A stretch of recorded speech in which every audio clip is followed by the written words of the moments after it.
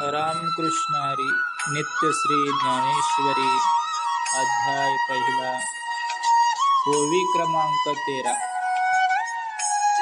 मग सहजे सत्कार वादू तो पद्माकार वरदू धर्म प्रतिष्ठा तो सिद्धू अभय हस्तू। सत्कारवाद हा गणपतीचा वर देणारा कमला समान हात होय। हा धर्माची सिद्धी करतो आणि हा अभय देणारा हात आहे।